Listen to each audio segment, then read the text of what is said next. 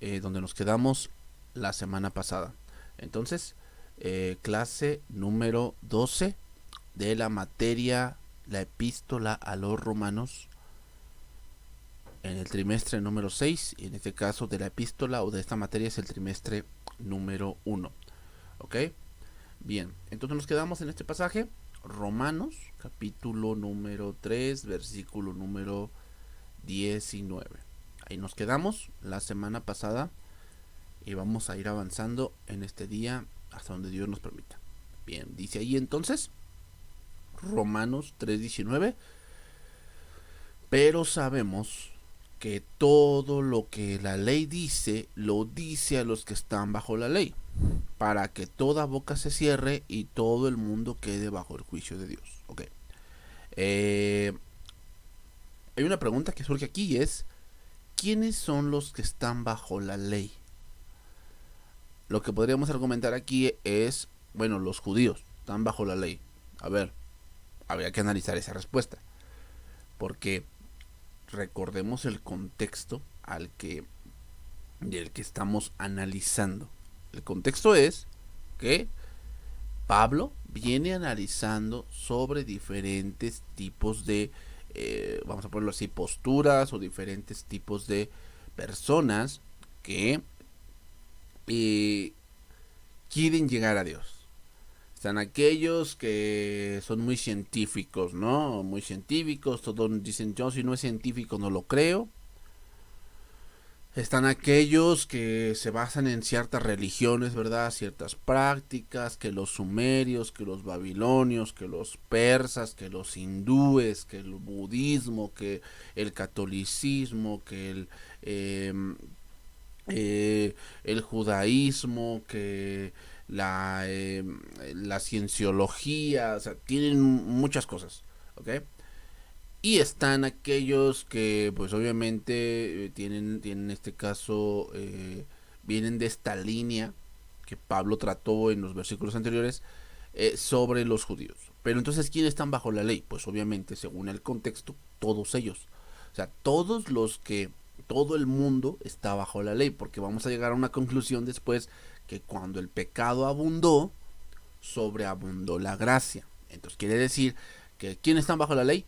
Todos estamos bajo la ley, o estábamos, en el caso nuestro ya creyentes, después vamos a ponerlo así, que ya no estamos bajo la ley, ¿ok?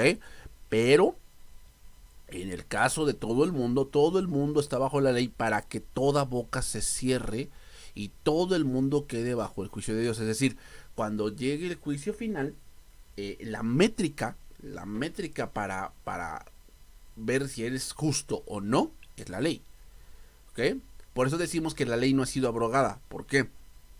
Porque es el medio por el cual Dios va a juzgar a todo ser humano, para que en ese momento toda boca se cierre y todo el mundo quede bajo el juicio de Dios. Aquí dice, porque el propósito es evitar que la gente tenga excusa y demostrar que todo el mundo es culpable delante de Dios. A todo el mundo es culpable delante de Dios. ¿Qué quiere decir? Que la ley misma va a hacer evidente el corazón de los hombres y va a hacer evidente cómo el ser humano ha ido en contra de la ley de Dios. ¿Ok? Entonces, si los judíos, que tenían la máxima expresión de autoridad de parte de Dios, al tener la ley de Dios y no eran justos delante de él, ¿qué podemos pensar de aquellos que viven sin ley? Pues mucho menos son justos delante de Dios. O sea, la conclusión que queremos llegar aquí es que recuerden que el evangelio es poder de Dios. Y entonces Pablo, teniendo esa premisa, entonces él empieza a desarrollar en esta tesis, por decirlo de alguna manera, desarrollar el por qué no, por qué el hombre necesita el evangelio, ¿ok? Y una prueba de que el hombre necesita el evangelio es la ley. ¿Por qué? Bueno, porque la ley hace evidente que la gente es pecadora, ¿ok? Entonces Pablo empieza aquí a concluir que todo el mundo está bajo pecado y todas las obras inmorales del ser humano están bajo el juicio de Dios por haber rechazado el evangelio. ¿ok? Por haber rechazado el evangelio. Entonces, y ya nosotros, ya que tenemos un poquito más de conocimiento, y los que tomaron la clase de Gálatas ya están sabedores que la ley tenía el propósito, dice, de llevarnos a Cristo como un ayo, ¿ok? O sea, el propósito de la ley jamás fue salvar, jamás, porque la ley no puede salvar a nadie. El propósito de la ley fue que el ser humano se diese cuenta lo alejado que está de Dios, ¿ok? Ese es el propósito de la ley. Entonces, seguimos ahí, Romanos 3:20. Ya que por las obras de la ley ningún ser humano será justificado delante de él, porque por medio de la ley es el conocimiento del pecado. ¿Okay? Entonces, dice aquí, porque nadie llegará jamás a ser justo ante Dios por hacer lo que la ley manda. La ley sencillamente nos muestra lo pecadores que somos. Entonces, la ley sirve para que nos demos cuenta de que no podemos agradar a Dios por nuestras propias obras. Aquí esta palabra, conocimiento, que está aquí, es una palabra que significa el reconocimiento de algo. El reconocimiento de algo. Es como que la ley te da las herramientas para distinguir algo que tú no distingues en ese momento. Te da el conocimiento de algo que no tenías antes para poder saber qué es lo que a Dios le está desagradando. ¿Okay? Entonces, como lo dice aquí, entonces significa por implicación un pleno discernimiento. Hoy el hombre, una de las cosas que diserta es que ellos dicen que la maldad también, o sea, fíjate, ellos piensan que el punto del pecado, va también, supuestamente ellos, evolucionando. ¿Qué quiere decir esto? Que tal vez para la edad en la que se escribió la Biblia, pues era pecado eso era pecado, pero ya para nuestros tiempos ya no lo es. Eso es lo que ellos piensan. Pero cuando entendemos que Dios es un Dios inmutable, que Dios es un Dios eterno y que Dios es un Dios que es el mismo ayer, hoy y por los siglos, vamos a estar entendiendo entonces, hermanos, que lo que Dios repugnó hace 2000, 3000 años, hoy está vigente. Por eso dice, ni una jota ni una tilde pasará hasta que todo esto acontezca. ¿Ok? Entonces, por implicación, entonces significa esto un pleno discernimiento de qué. Bueno, pues de lo que Dios está manifestando aquí. ¿Ok? De lo que Dios nos está dictando. El hombre tiene en la palabra de Dios y todas las herramientas que Dios ha dado, como la creación, para que el hombre vea y tenga un pleno discernimiento de que es pecador y que nada de lo que haga es más grande que su maldad. ¿Okay? O sea, si nosotros pudiésemos salvarnos por obras, analicen esto, hermanos, si nosotros pudiésemos salvarnos por obras, tendría que ser una obra que sea mayor a mi maldad. Pero ¿quién tiene que dictar eso? Lo tiene que dictar el Ser Supremo. Lo tiene que dictar Dios mismo. O sea, él tiene que decir esto que se haga, esto sí es mayor que tu maldad. Por lo tanto, si haces esto, has justificado tu pecado. Pero no hay algo que Dios diga algo semejante a eso. Bueno, entonces, ¿por qué los humanos o la gente dice, si haces esto, haces muy buenas obras? Eso lo dicen ellos. O sea, eso radica en ellos mismos, en su propio pensamiento de cómo hacen las cosas, hermanos. Pero no es algo que Dios haya dictado. Entonces, la ley sirve para que nos demos cuenta de que no podemos agradar a Dios por nuestras propias obras. ¿Okay? Aquí tenemos un ejemplo, Mateo capítulo 19, versículo 16. Entonces vino uno y le dijo, maestro bueno, ¿qué bien haré para tener la vida eterna? Mira, ¿qué bien haré para tener la vida eterna? O sea, vamos a empezar por aquí, y es que esta persona sabía que no la tenía. A pesar de lo que después leemos. Él sabía que vida eterna no tenía. Dice, él le dijo, ¿por qué me llamas bueno? Ninguno hay bueno, sino uno, Dios. Mas si quieres entrar en la vida, guarda los mandamientos. O sea, guarda los mandamientos. Él le dijo, ¿cuáles? ¿No? ¿Cuáles? Estas son preguntas, hermanos, que este hombre hace retóricas. O sea, él, como se les digo, él esperaba que el Ser Supremo le dijera que tendría que hacer algo. Que Dios le dijera, ¿sabes qué? Tienes que hacer esto, tienes que hacer el otro. Y que Jesús mismo le dijera, le dijo, no matarás, no adulterarás, no hurtarás, no dirás falso testimonio, honra a tu padre y a tu madre y amarás a tu prójimo como a ti mismo. Obviamente, cuando te dice estos mandamientos, Jesús apunta a la ley. ¿Ok? Apunta a la ley. El joven le dijo, todo esto lo he guardado desde mi juventud. ¿Qué más me falta? ¿Qué más me falta? Lo que está diciendo este joven es que él, en su propia opinión, él se creía bueno. Él creía que pues todo lo llevaba bien, ¿no? Viento en popa, no había ningún problema. Pero entonces dice Jesús, le dijo, si quieres ser perfecto, anda, vende todo lo que tienes, vende lo que tienes y dalo a los pobres y tendrás tesoro en el cielo y ven y sígueme. Vean, muchas veces nos enfocamos solamente en que tenía que venderlo todo. No, viene otra parte importante, hay que seguir a Dios. Hay que seguirle. Y eso es lo que el mundo no quiere. ¿Ok? El evangelio implica que sigamos a Cristo. Esto también es el evangelio. Recuerden lo que dice Juan capítulo 17.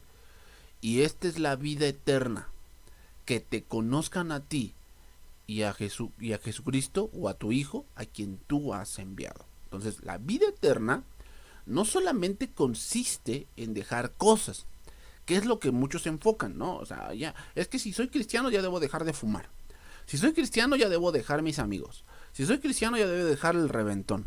Si soy cristiano ya debo de dejar a mi señora, a mis amigas del café. Tal vez sí, tal vez no. No lo sé, cada Dios dictará esa parte. Pero algo que sí es, sí o sí, es que debemos de seguir a Cristo. O sea, no nos podemos llamar cristianos y seguimos a Mahoma. Pues no. O sea, si somos cristianos es porque seguimos a Cristo. Y esto es lo que está implicando aquí. Es que le dijo, ven y sígueme. O sea, lo que implica es que tú debes de dejar de confiar en el mundo y confía en mí. Eso es lo que te falta.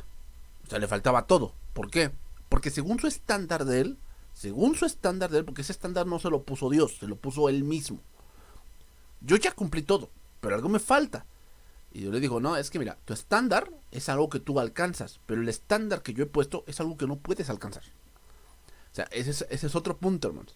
La ley pone un estándar que ningún ser humano puede alcanzar. Nadie puede alcanzarlo. Pero el ser humano en su propio pensamiento se ha creado estándares que sí puede alcanzar. Sí son un poco difíciles, pero son alcanzables. ¿Verdad? Son alcanzables según ellos. Según ellos. Entonces, oyendo, dice, esta palabra, se fue triste, dice, porque tenía muchas posesiones. Entonces Jesús dijo a sus discípulos, de cierto os digo que difícilmente, no imposible, pero difícilmente, entrará un rico en el reino de los cielos. ¿Por qué? ¿Por ser rico? No. No es por eso.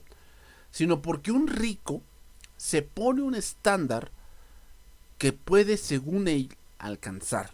Pero cuando Dios le pone un estándar más alto, el rico se pone triste. ¿Por qué?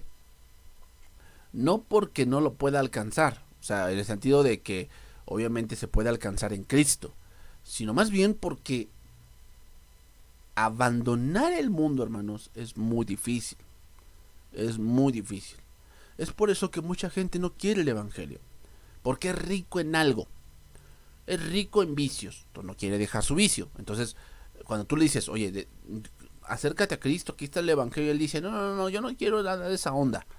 A mí no me hables de Dios, ¿no? Porque pues, el infierno está aquí y Dios es lo que yo crea. ¿Te das cuenta? O sea, ellos empiezan a dar sus estándares. Entonces, como piensan que han alcanzado ese estándar, ellos piensan que ya son salvos. Porque según en su mente, su estándar es que si yo creo en Dios, es suficiente.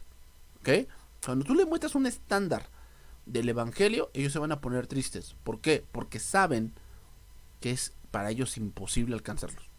Jamás lo van a alcanzar, jamás. Eso fue lo que pasó con este joven. Él, según su mente, se había puesto un estándar donde él pensaba que sí podía, ya estaba alcanzando ese estándar. Pero cuando Jesús le muestra la verdad, entonces empieza a dar cuenta de que es imposible. De que es imposible. ¿Ok?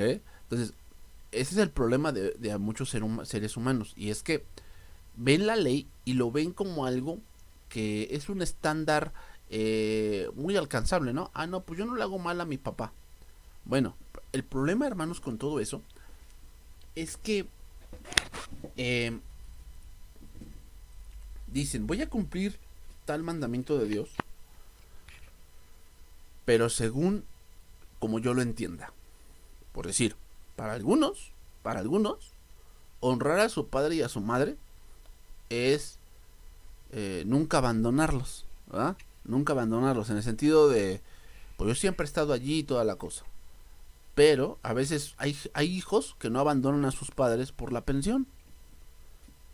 ¿Te das cuenta? O sea, el estándar que él se ha puesto es que no, yo estoy honrando a mis padres. ¿Por qué? Bueno, pues porque yo estoy con ellos. Pero si nos fijamos más adentro del corazón, nos vamos a dar cuenta que ese hijo, esa hija está dentro o está con los padres no porque los ame, sino por lo que tienen. Entonces, hermanos, ¿te das cuenta? Ese hombre o esa mujer pone un estándar, él mismo se lo ha puesto, donde él piensa que está cumpliendo. Y cuando le dices la verdad de cómo son las cosas, él se va a dar cuenta de que no ha alcanzado nada. De que simplemente él se está autoengañando. Y eso pasa con toda la humanidad, hermano. Con toda la humanidad. Seguimos Romanos 3:21. Ahí tenemos como título la justicia que es por medio de la fe. Ya vimos el pasaje de Romanos 1. Más el justo por la fe vivirá. Pablo ahora en este pasaje, a partir de este pasaje 3:21, va a explicar más detalladamente cómo es esto. Dice, pero ahora, aparte de la ley, se ha manifestado la justicia de Dios, testificada por la ley y por los profetas. Dice, pero ahora, tal como se prometió tiempo atrás en los escritos de Moisés y de los profetas, Dios nos ha mostrado cómo podemos ser justos ante él sin cumplir con las exigencias de la ley. ¿Okay? Entonces, ¿cómo es que qué se ha manifestado? ¿Qué se ha manifestado en este caso? La justicia de Dios. Obviamente, esto se refiere a Cristo. A Cristo. Se ha manifestado. Pero Pablo pone bien en claro aquí que esto de manifestarse quiere decir que ya estaba. Solamente que recuerden que la palabra aquí que se utiliza manifestado es la palabra griega apocalupto, que significa descorrer el velo. O sea, esto ya estaba, hermanos. Recuerden que el evangelio siempre está en toda la palabra de Dios. Simplemente que en el Antiguo Testamento tiene un velo. Recuerden que cuando Cristo murió, el velo se rasgó de arriba a abajo. Y luego dice la palabra en Hebreos que Dios abrió un camino nuevo y vivo por el cual podemos acercarnos confiadamente al trono de la gracia. Entonces, quiere decir entonces que lo que antes se había predicado ahora se hace visible. Antes como que tenía todo un velo, hermanos. Por eso dice la palabra también que el Antiguo Testamento es sombra de lo que habría de venir. También la palabra de Dios habla del Antiguo Testamento como la antigua creación. Como lo dice Gálatas, sino una nueva creación. La nueva creación está en Cristo, de modo que si alguno está en Cristo, nueva criatura es. Las cosas viejas pasaron, he aquí todas son hechas nuevas. ¿Okay? Entonces, Pablo está diciendo aquí, Cristo ya ha sido testificado por la ley y los profetas. ¿Es verdad? Sí. ¿Cómo se testificó por la ley? Bueno, si leemos todo Levítico, si leemos todo Números, si leemos Josué, si leemos Génesis, si leemos Éxodo, todos esos pasajes, hermano, todos esos libros hablan de Cristo. Todos esos pasajes hablan de Cristo. Si leemos un punto muy claro de cómo testifica la ley, es todo eh, el libro de Isaías, que aquí entraría por los profetas, ¿ok? Los profetas. Y aquí entrarían en los profetas el libro de los Salmos también. El libro de los Salmos, estaríamos hablando también de Jeremías, estaríamos hablando de Malaquías, estaríamos hablando de Habacuc, o sea, prácticamente toda la Biblia, hermanos, toda la Biblia habla de Cristo. Recuerden el camino a Emaús en el Evangelio de Lucas. Recuerden que cuando ellos dicen que iban caminando, se les juntó un hombre en el camino y les dijo que de qué disertaban. Ellos dijeron de Jesús Nazareno, quien pensábamos que iba a ser el Mesías. Y entonces Jesús les dijo: oh tardos para entender y comprender lo que las escrituras han dicho. Y dice, y comenzando desde Moisés, les iba enseñando que era necesario que el Hijo de Dios padeciese mucho. O sea, hermanos, eso ya estaba profetizado. Ya estaba profetizado. Solamente que los judíos nunca lo entendieron. Nunca lo entendieron. Y el ser humano, si no pasa por la ley, nunca va a entender el sacrificio de Cristo, hermanos. Nunca lo va a entender. ¿Por qué? Porque empieza a pensar que él no necesita salvación.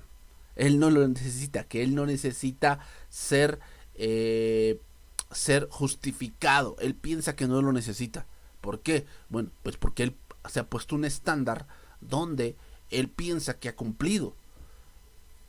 Pero conforme va pasando y va viendo la ley, se va a ir dando cuenta que en realidad su justicia es una falsa justicia, que no es en realidad lo que él cree. Ok, continuamos aquí. Romanos capítulo 3, versículo número 22. La justicia de Dios por medio de la fe en Jesucristo, ahorita aquí lo dice más explícitamente, para todos los que creen en Él, porque no hay diferencia. Aquí hay algo muy importante, y se lo subrayé aquí. Vean cómo Pablo dice dos cosas importantes: creer y fe, que es lo mismo. La palabra aquí fe viene de la palabra griega pistis, ¿okay? Pistis, que significa persuasión o credibilidad. Persuasión o credibilidad, ¿okay? Entonces, hermanos, la salvación no depende de, en este caso, que hagas una oración, por decir. No, no depende de eso. No depende de eso. Mira, hermanos, yo sé que hay muchos que dicen eso, ¿no? Que muchos preguntan, ¿es que hiciste tu oración de fe? Yo no veo eso en la Biblia, ¿eh? Yo no veo eso. Bueno, pero la Biblia dice que si confesares con tu boca. El contexto de ese pasaje, que después vamos a llegar ahí, Romanos capítulo 10, está hablando de otra cosa, de el testimonio que debe dar un creyente. Vamos a ir hasta allá. Imaginémonos que alguien tiene que confesar y toda la cosa. O sea, tiene que hablar, ¿no? Tiene que confesar que Jesús es el Señor. ¿Qué hacemos con uno que aprende a base de señas? Ese ya no se salva porque nunca pudo confesar. Yo sé que es un ejemplo muy extremo, hermanos, pero quiero que se den cuenta hasta dónde el punto hemos llegado. Ese punto de confesar, hermanos, ¿sabes de dónde salió? De las campañas evangelísticas. Cuando las campañas evangelísticas pues juntaban mucha gente, estábamos hablando de miles de personas, entonces no podían ir personalmente a decirles, oye, este es el evangelio, este es Jesucristo, tú crees en Jesús, toda la cosa. No podían hacer eso. Entonces, por lo tanto, inventaron orar por ellos y que repitan lo que yo digo. Un ejemplo muy claro es Felipe y el etíope. Felipe y el etíope Recuerden cuando cuando ellos dice que iban por el camino y entonces el etíope dice vio agua y le dijo, aquí hay agua, ¿qué impide que yo sea bautizado? ¿Y qué le respondió Felipe? No le dijo, si hiciste tu oración, bien puedes. No le dijo eso, le dijo, si crees de todo corazón, bien puedes. Entonces, la salvación consiste en creer. Ahora, ¿creer qué? Creer en Jesucristo. Si crees en Jesucristo, bien puedes. Y él le dijo, creo que Jesús es el Hijo de Dios. Vean, ahí ya confesó, ahí ya confesó. Pero no confesó para salvación.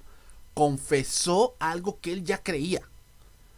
Hermanos, la salvación y el nacer de nuevo tiene que ver con creer. ¿Eh?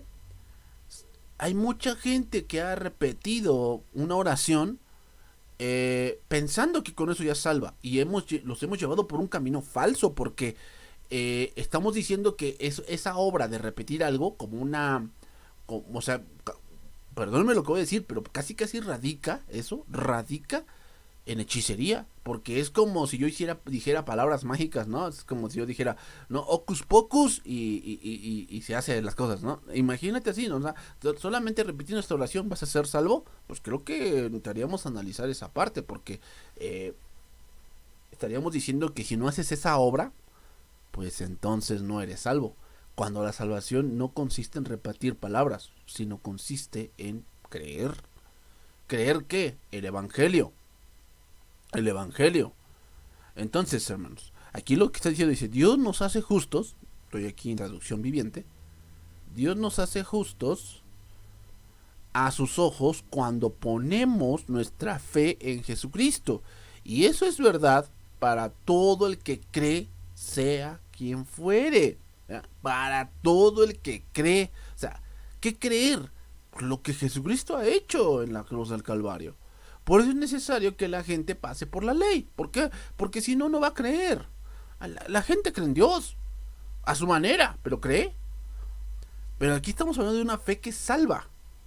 ¿Cómo es que una fe que salva? Bueno, podemos explicarlo a grandes rasgos así. Es una fe que pone toda su confianza de salvación en Jesucristo. Que para él no va a haber otra cosa más. No hay otro camino. Él lo ha entendido y lo cree. Y lo cree. Entonces la salvación viene por una total confianza en el Señor Jesucristo viviente, como el único Señor y Salvador de mi vida. Bueno, entonces, ¿qué le debo de decir a una gente que quiere ser salva? Que crea. Porque, hermanos, el nacer de nuevo es como el viento, que oye su sonido, pero no sabe ni de dónde viene ni a dónde va. Así es todo aquel que es nacido del Espíritu. O sea, hay gente que va a creer por diferentes razones, hermanos. Hay gente que ha creído porque un día le hablaron del infierno.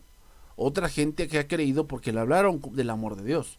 Otra gente que ha creído por ver las maravillas dentro de las escrituras, como el diluvio, como las plagas, como que el Señor abrió el mar, que abrió el río Jordán, que les dio maná, que les dio codornices, que les sacó agua de la roca. Y escuchan ese tipo de cosas y creen en su corazón. Y después de creer, hermanos, viene la confesión.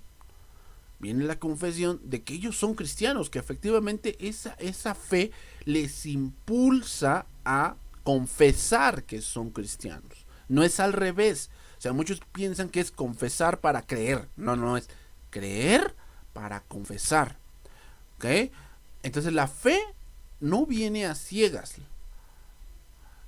Viene de una total confianza en el Evangelio, que entendamos el Evangelio y pongamos nuestra confianza en el Dios de ese Evangelio. Por eso dice Pablo aquí, la justicia de Dios es por Jesucristo. O sea, ya pasamos un punto donde vamos a ponerlo así médicamente, fuimos a una radiografía, el Señor ya nos sacó la radiografía y ¿sabes qué nos dice? ¿Sabes qué? Tú eres totalmente pecador y tú vas directo al infierno. Entonces, es como el médico te dijera, ¿sabes qué? Tú estás completamente desahuciado ya no obtienes ningún remedio. Pero hay una solución. Y entonces tú dices, ajá, ¿cuál es la solución? Entonces el hombre, el ser humano, date cuenta, o sea, si tú estuvieras en esa posición de que, bueno, tienes un cáncer terminal, ya no se puede hacer nada. O sea, médicamente no se puede hacer nada, pero tengo una solución. O sea, el médico te va a decir, hay una posibilidad, hay una esperanza todavía. ¿Ah, sí? ¿Cuál? Que creas, que creas. Cuando tú dices, ¿cuál? Tú estás esperando que a lo mejor te diga, compra tal medicamento, vas a someterte a cierta dieta, vas a someterte a cierta quimioterapia, vas a someterte a cierto tipo de cosas, ¿no? O sea, el hombre está esperando que le digan qué debe de hacer. Pero cuando le dicen, tienes que creer, es bien difícil. Es bien difícil. ¿Por qué? Porque el hombre le cuesta creer que no dependa de él. En verdad, o sea, le cuesta aceptar que no depende de él la salvación. Eso él no lo puede aceptar. Entonces, imaginas, o sea, mucha gente que el médico le dijera, ¿sabes qué? Tengo una solución para ti y te vas a sanar. ¿Cuál? Crea. Que creas en Jesucristo. Y la gente te va a decir, ¿sabes qué? Yo no puedo hacer eso. Y el médico le va a preguntar, ¿pero por qué no? ¿Por qué no puedes? No, pues es que yo no creo que con esa facilidad algo tan difícil se solucione. Por eso el evangelio, hermanos, es locura a los que se pierden. Por eso. Porque el hombre no puede aceptar que su problema tan grande se solucione con creer. No, no lo puede aceptar. ¿Ok? No lo puede aceptar.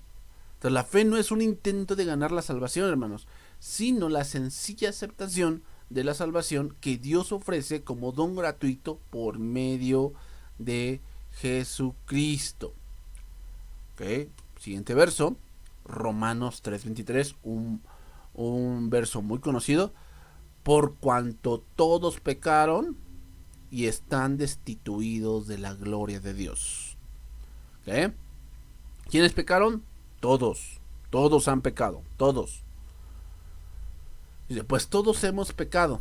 Nadie puede alcanzar la meta gloriosa establecida por Dios. Aquí la palabra destituidos significa, hermanos, ser posterior, inferior o quedarse corto. Quedarse corto. Significa destituidos. Quedarse corto. Es decir, que no llegamos al propósito que Dios quiere que lleguemos por causa del pecado. ¿Qué? Por causa del pecado quedamos cortos. Dice, estamos destituidos de la gloria de Dios. ¿Qué significa esta frase? ¿Qué quiso dar a entender Pablo con esta frase de la gloria de Dios? Bueno, hay varias cosas que quiere decir. Una de ellas es que estamos destituidos de su presencia. De su presencia. Es por eso que una persona que muere sin Cristo no va a llegar a Dios. ¿Por qué? Está destituido. Está destituido. Estoy ironizando en esta parte. Voy a ironizar en esta parte. Pero me imagino yo, nuevamente lo repito, estoy ironizando, estoy hipotetizando. ¿Ok? Yo me imagino una persona que no creyó en Cristo, que muere. Y obviamente pues pasa un plano espiritual. Y yo me imagino que pasa un plano donde pues él está esperando encontrarse con Dios. Pero oh, gran decepción. Inmediatamente se abren las puertas del infierno y va al infierno. Ese es el punto del pecado, hermanos. Cuando una persona muere sin Cristo, su pecado lo hace quedarse corto. Quedarse corto. O sea, ¿qué quiere decir, hermanos? Quiere decir entonces que no importa lo que el ser humano haga pensando que va a llegar a Dios. No importa lo que el ser humano haga. Si no cree en Cristo, lamentablemente se va a quedar corto en todas sus obras que haga. O sea, sus obras no significan nada delante de Dios. No significan nada. Por lo tanto, va a tener que sufrir el daño o el castigo a su extravío. Entonces, hermanos, ¿cuántos han pecado? Todos. ¿Todos quieren entrar en el evangelio? Todos. Todos lo necesitan. Todos necesitan el evangelio. No, no hay acepción de personas. Todos necesitan el evangelio. ¿Todos quiénes? Pues todos los seres humanos. Todos los seres humanos. Entonces, no llegamos al propósito que Dios quiere que lleguemos. Eso significa. Destituidos de la gloria de Dios significa que tú piensas que está en la voluntad de Dios que un hombre, por decir, sea borracho. Sea borracho. ¿Tú piensas que eso está en la voluntad de Dios? Que sea borracho. Que sea un inmoral. No.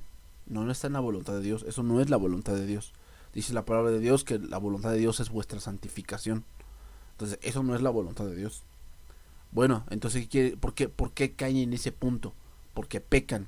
Y eso hace que el pecado los engañe. Y al ser engañados, ellos empiezan a tomar un camino que los aleja de Dios y que se quedan cortos para llegar a ser o llegar al propósito por el cual Dios los creó. Ahora, tenemos que entender que todos vamos a llegar a eso, todos vamos a llegar al propósito. Sin embargo, el punto es cómo llegamos. A ver, preguntamos. Y voy terminando porque ya me faltan 5 minutos. ¿Sansón llegó al propósito de Dios? Analícenlo bien, porque Sansón era una persona que no podríamos decir que era el mejor siervo de Dios. Sin embargo, es mencionado en Hebreos 11. En Hebreos 11 es mencionado que por la fe Sansón.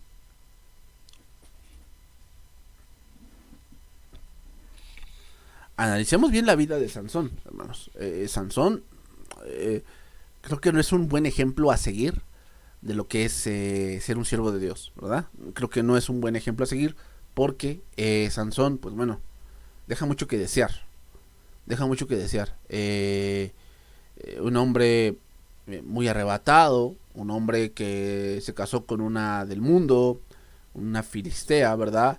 Un hombre que le gustaba mucho la venganza, un hombre que se dejaba guiar por sus bajas pasiones, que por esa baja pasión pues le sacaron los ojos y fue como una bestia, un animal que trillaba en un granero. Y al final, pues bueno, sabemos cómo terminó. Murió junto con sus enemigos. Pregunta: ¿llegó al propósito por el cual Dios lo había levantado como juez de Israel? La respuesta es sí. Sí. ¿Pero cómo llegó? Ciego. Ciego, hermanos. Muchos, o sea, todos vamos a llegar al propósito por el cual Dios nos creó, todos. La pregunta es ¿cómo? ¿Cómo quieres llegar? ¿Sin ojos? Porque de que vas a llegar, vas a llegar.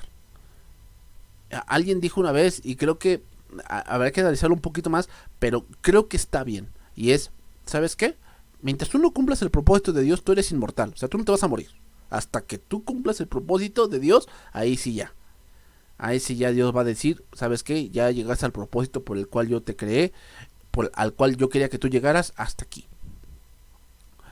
Pero mientras no lo cumplas, tú no vas a morir. Entonces, ¿cómo llegamos ahí? ¿Ah? Es una buena pregunta, el cómo vamos a llegar ahí.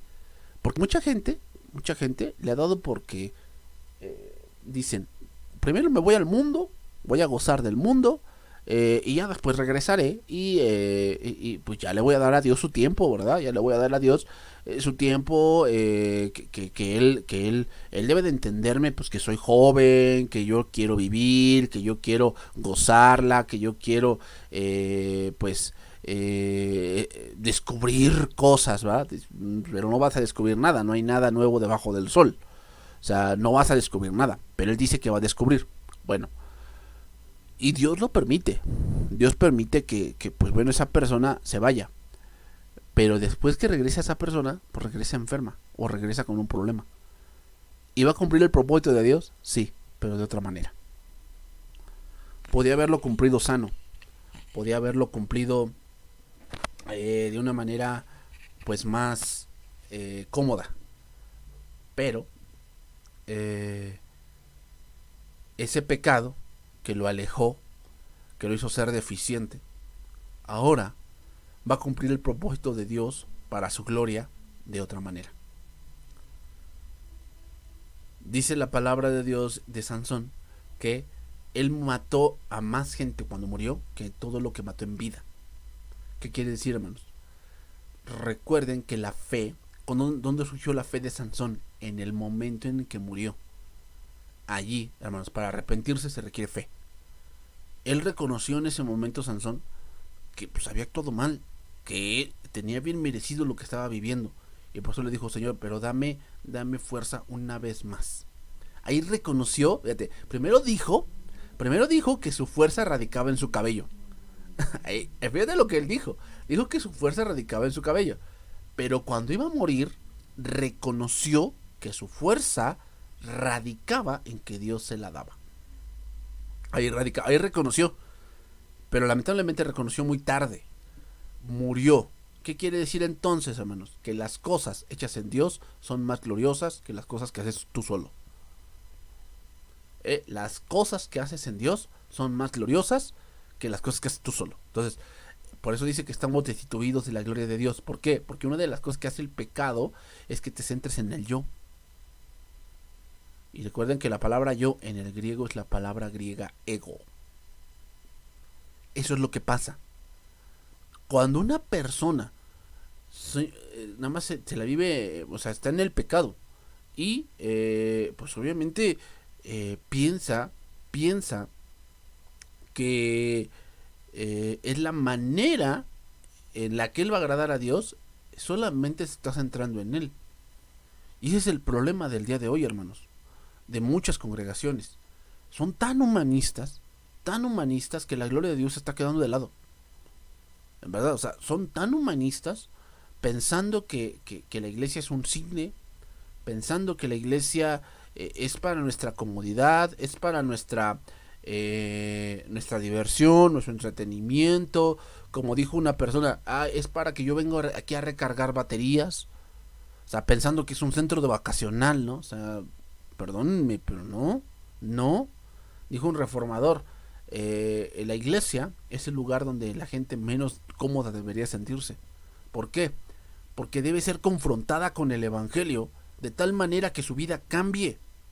O sea, ¿de qué sirve que la gente entre a la iglesia y no le predicamos el evangelio y sale peor que como entró? No, necesitamos que la gente sea confrontada con el evangelio, que sea confrontada con la verdad, de tal manera que ellos sean para la gloria de Dios. Por eso, hermanos, hoy vemos cómo la gente pues vive de una manera tan egocéntrica, tan egoísta, tan alejada de la verdad, porque por cuanto todos pecaron, están destituidos de la gloria de Dios. ¿Ok? Verso número 24. Siendo justificados gratuitamente por su gracia, otra palabra importante, gracia, mediante la redención que es en Cristo Jesús. Aquí se conjunta otra cosa, los dos elementos importantes en el evangelio: fe y gracia. ¿Okay? Dos elementos importantes aquí. ¿Por qué? Porque la fe es ponerlo vamos a ponerlo así, en una dádiva, en un don, que también la palabra don significa gracia, en un don que es gratuito y que se quiere creer. Sin embargo, dice, con una bondad que no merecemos, Dios nos declara justos por medio de Cristo Jesús, quien nos liberó del castigo de nuestros pecados.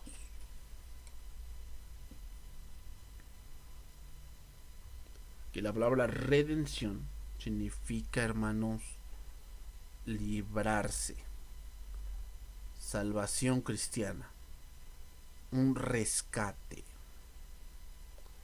Esto se utilizaba para los esclavos en Roma, y muchos iban al mercado de esclavos, compraban uno y después lo dejaban libre. Eso se llama redención. había también esclavos por amor, que por voluntad propia se hacían esclavos de alguien. Entonces, hermanos, eso es la gran salvación que tenemos. Es una salvación por gracia que se adquiere por la fe y por el cual hay libertad. Eso es el evangelio, hermanos. Y por eso a mucha gente le cuesta creerlo. Por eso, hermanos. Porque no quieren creer. Ellos quieren creer sus estándares, pero no el estándar que Dios ha impuesto. Señor, bendito seas. Gracias te damos por este tiempo y gracias por este trimestre que termina el día de hoy. Que, oh Dios, podamos seguir adelante estudiando y comprendiendo un poquito más de lo que tú nos has dicho con respecto a la salvación, Señor. Yo sé que hay muchas cosas que hoy han surgido, que se dicen y que a veces se escuchan como la verdad, pero no es así. Ayúdanos a entender lo que tú nos has provisto, tu palabra, tu gran salvación para cada uno de nosotros, y que, Señor, esa palabra por el oír produzca esa fe que necesitamos para recibir ese regalo que tú has dado a todo aquel que cree. Gracias, Señor. Bendito seas en esta hora, en nombre de Jesús. Amén.